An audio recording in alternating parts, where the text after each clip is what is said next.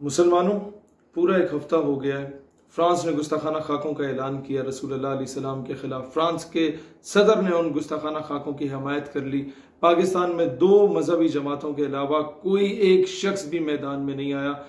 अब ये सारा कुछ इसलिए किया जाता है कि आपकी पल्स को चेक किया जाए कि क्या अब इनके दिलों में वो चिंगारी बाकी है इश्क मुस्तफ़ा की, ये ख़त्म हो चुकी है।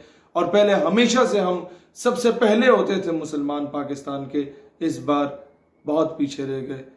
और तो उम्मत में से किसी ने जागना नहीं है। किसी दुनिया का कोई भी मुसलमान मुल्क इस पे नहीं निकलता। सबसे पहले पाकिस्तानी निकलते हैं, उसके बाद पूरी उम्मत मुत्तहिद होती है। अब उम्मत को मुत्तहिद करने वाला पाकिस्तान खुद बेगैरत हो चुका है। पाकिस्तान से मुराद मुल्क नहीं, हम लोग बेगैरत हो चुके हैं। हजूर अलैहिस्सलाम के नाम पे सारी जिंदगी चंदा बटोरने वाले वो सारे पीर, उनमें से एक की भी स्टेटमेंट नहीं आई।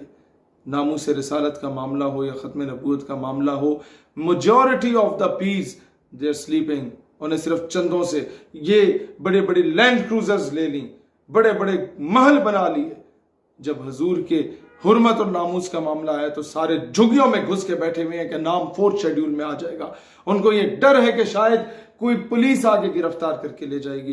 ये मामला हजूर अलैहिस्सलाम की हुर्मत और नामूस का मामला है। तमाम पाकिस्तानी 11 सितंबर को फौरन जुम्मे के बिल्कुल बाद अपनी अपनी मस्जिदों से रैलियां लेके लियाकत बाग रावलपिंडी पहुंचे और हर मकतब फिक्र का मुसलमान मुझे वहां पर नजर आए, हर सियासी और मजहबी जमात का मुसलमान मुझे उधर नजर आए। आपका इमाम मस्जिद नहीं आता ना आए, आपका पीर नहीं आता ना आए, आपका मौलवी नहीं आता ना आए, आप निकलो। ये मामला मौलवी या पीर का नहीं है सिर्फ, ये मामला हर मुसलमान का है। ये मामला पूरी उम्मत का मामला है। इमाम मालिक से किसी ने कहा कि कोई गुस्ताखी करता है तो क्या होना चाहिए, कहते हैं उसको मर जाना चाहिए। और जब यह कहा जाए, दोबारा सवाल किया कि अगर वो गुस्ताख जिंदा रहता है, तो इमाम मालिक फरमाते हैं फिर पूरी उम्मत को मर जाना चाहिए, उम्मत के बाकी रहने का कोई जवाज नहीं रहता।